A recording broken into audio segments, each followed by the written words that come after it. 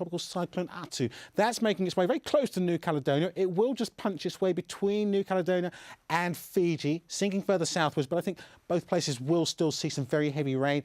Showers or longer spells of rain also affecting New Zealand ahead of the pending storm. Heavy showers continue across Southeast Asia. It's not too bad across Borneo, but some rather wet weather once again for northern Malaysia and southern parts of Thailand over the next couple of days.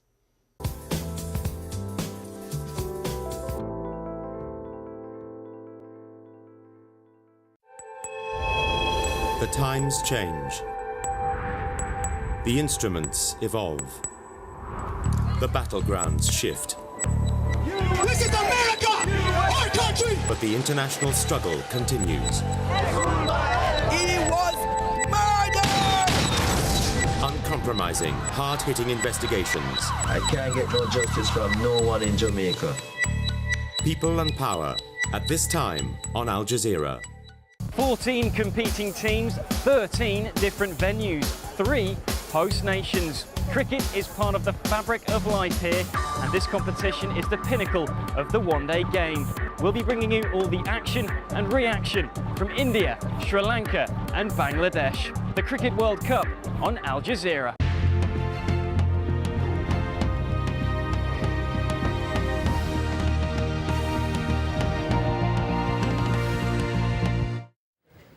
I'm Darine Abugaida. You're watching Al Jazeera's continuing coverage of unrest in Libya. Violence escalating right across the country. Clashes between the country's security forces and anti-government protesters have left hundreds of people dead.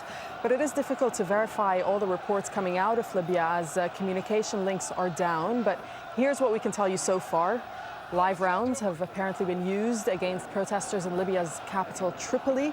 And we're getting reports that 250 people have been killed on Monday alone.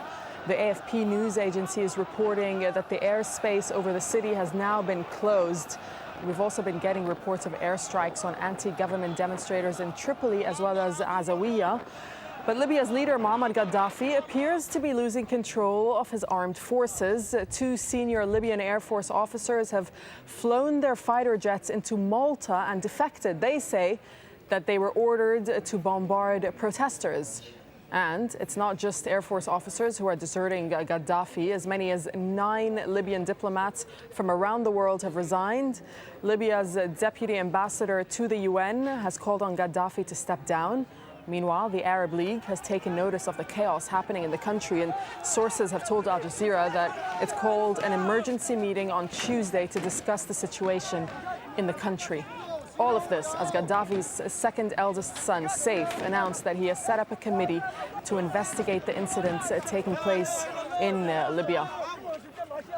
Let's bring in Al Jazeera's Anita McNaught to get the view from Turkey, where one rescue flight has in fact landed in Istanbul. Anita, what can you tell us? Well, that rescue flight was an awful long time ago, and as I heard from you a few minutes ago, Darine, they've closed the airspace over Tripoli. That means any rescue flights for the time being are not a possibility. I listened to Nazanin talking about the 50,000 or so Tunisians who've been working in Libya. Well, it's 25,000 Turks who are resident workers in that country, and they are all now desperate to leave, and they all cannot leave. We understand from the chairman of the Istanbul, the Turkey-Libyan Business Association, that there are 3,000 Turks at least camped out at Tripoli airport, hoping now in vain for a flight that can't arrive. 2 ships, 2 catamarans, sea cats, left from Istanbul just after lunchtime today. It'll take them 22 hours to get to Libya, and it's not even certain that the Libyan government will allow them to dock at the port. And to give you an idea of the sort of thing that a country like Turkey is up against, and it won't be unique in this in trying to evacuate its own local nationals from Libya, they sent a plane to Benghazi earlier on today. The plane had to turn around and fly back to Istanbul because there was no one in air traffic control. The airport was itself no longer functioning. There was no one at home. It was simply impossible for the plane to land. So, you know, while Turks themselves are in no sense targets of any antagonism from the Libyan people or the Libyan government. There's no suggestion they are. They are, of course, subject to the same vicissitudes that the Libyan people are. The bombs, if they're falling from fighter planes in the sky, are not discriminating. And there must be many very frightened foreign nationals in Libya tonight, desperately trying to find a way out and unable to do so. Anita, just switching gears for a moment, what's at stake here for Turkey in terms of the situation that's occurring in Libya? Presumably Turkey has business deals in Libya, as do many other countries. It does, although given the current suffering of the Libyan people, it seems almost offensively prosaic to mention it. Yes, Turkey does have huge business investments in Libya. It's a long-standing commercial relationship. It's been going strong since the 1970s. The Turks have more than 15 billion worth of investments in the country. Those workers are mainly in the construction field, but there's industry, manufacturing, and of course it's a two-way street. Turks are working there, but Turks are also employing Libyans. It's a business that neither country wants to see affected by this.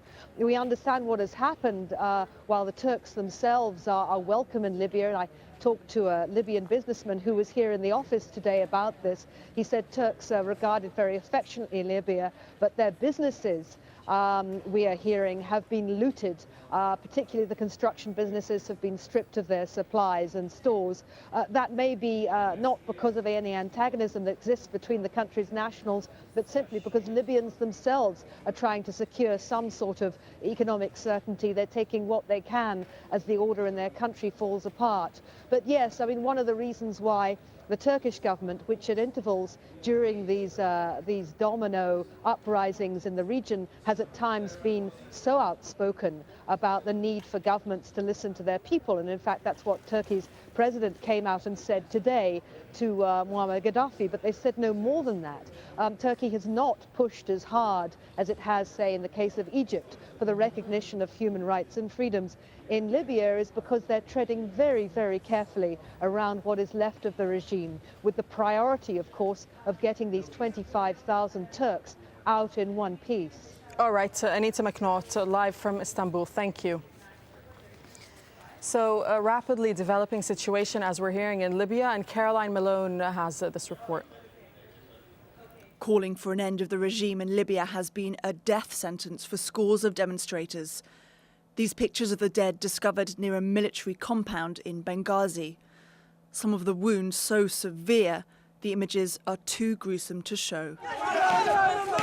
This video, exclusive to AlJazeera, shows crowds running away from gunfire in Benghazi.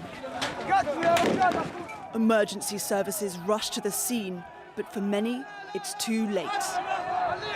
Posters of Gaddafi, defaced with the words, "The tyrant, the infidel has fallen." Many buildings now bear the scars of heavy ammunition. Shoes are thrown at a wall showing scenes from a speech made by Saif Gaddafi, the leader's son. He'd said that his father would not step down without a fight.